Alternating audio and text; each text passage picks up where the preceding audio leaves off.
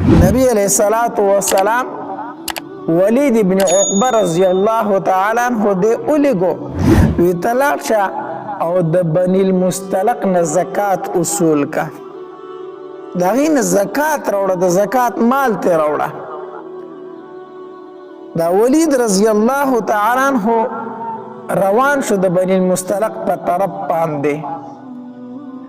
انته چې بنی المستلق خلق خبر شو چې نبی علیہ السلام زمونږ طرف ته خپل قاصد را لګي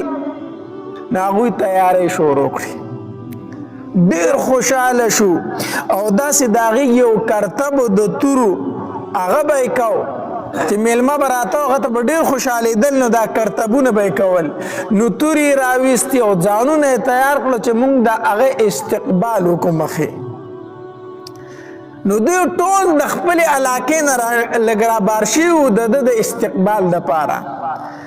ولید رضی الله تعالی عنہ چې دوی ولیدل نو ولید رضی الله تعالی عنہ ویېرېدو دا چې زما په مرګ پسې راوتې دي او دا ځکه ویېرېدو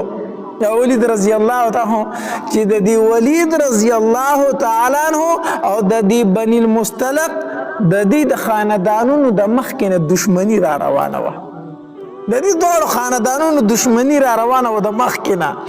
نو ولید رضی الله عنه چې دوی ولیدل چې بار ته راوتي دي نو دی ویرېد وی دا خو زما نه خبر شوي دي چې په ما پسې راوتي تورې یې رستلي دي که را دی دښکې ځای نه واپس راغی مدینې منورې ته نبی علیه الصلاة والسلام ته یې وفرمیل وی د الله پاکه پیغمبره هغې زما قتل پسې راوتي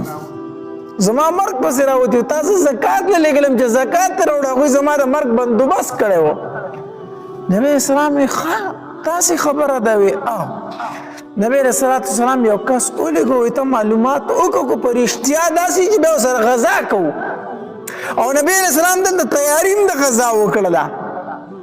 وی زه چې بني المستلق باندې حمله وکړو ځکه د زکات نه منکر شوي دي ځکه د زکات نه انکار کول دا کفر دی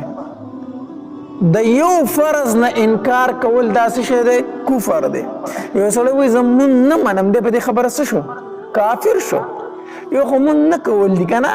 ځان له خبره زکات نه ورکول ځان له خبره خو که یو انسان ترې نه انکار وکړي چې دا د سره شته دی نه په دې کافر کېږي بیا نو نبی علیہ السلام وفرمایي خواب بني مستلق د زکات نه انکار وکړو ستا دپاره جنګ نه راوتي وو وایي زه چې حمله پرې وکړو خو یو تن یې مخکې ولېږو چې مخکې ولېږل دی لاړو بني المستلق والم خفه شو چې یاره کس را روانه و واپس لاړ مونږ ته خو راونه رسېدو هغې ورسره میلاو شو هغې ته د نبی علیه الصلاة والسلام قاصد را روانو مونږ یې استقبال له وتي و مونږ یې تیاری کولې خو سړي چې مونږ ولیدو واپس یې منډه کړه ولاړو چې څه چلو شو هغه راغې واپس نبی علیه الصلاة والسلام له په ټوله خبره باندې خبر کو وی د الله پاکه پیغمبره هغې خو د ده د استقبال دپاره راوتي خو دی یېرېدلی دی دی ویریدو الله تبارک وتعالی آیاتونه نازل کړو یا ایها الذین آمنوا ان جاءکم فاسق بنبأ فتبینوا ان تصیبوا قوما بجهالة فتصبحوا على ما فعلتم نادمین ځکه چې نبی اسلام دلته کې د جنگ تیاری کړی کړه نو الله تبارک وتعالی فرمایل چې تاسو ته یو سړی خبر راوړي که نه نو فوراً فایوان عمل مکوي بلکې فتبینو تفتیش کوي چې دا دې رښتیا وي کو دروغ وي او د آیت مبارکه کې فاسق ذکر شوی دی فاسق دا مطلب نه چې دا صحابي فاسق و دلته د فاسق نه لغوي معنی مراد ده چې بې تحقیق خبرو پسې مه ځئ اول تحقیق کوئ نو الله تبارک وتعالی آیاتونه نازل کړو حالانکه نبی علیه السلام خو د حملې کولو څه کړي وه اراده کړې وه الله تبارک وتعالی آیاتونه نازل کړو چې تر څو تاسو د یوې خبرې تحقیق نه کړی که نه خبره مخکې به نه خورئ او دا د شریعت مسله هم ده چې یو مسلې د تحقیق نه وي کړی او ځان دې پې پوه کړی نه دا به مخکې نه خورئ ځکه حدیث مبارک کې راځي نبی علیه الصلاة والسلام فرمایي وایي د یو انسان د ګناه دپاره دا خبره کافي ده چې دی هره اورېدې شوې خبره مخکې کوي بس دی چې څه اوري مخکې خورئ تحقیق نه کوي چې دا دروغ دي کو رښتیا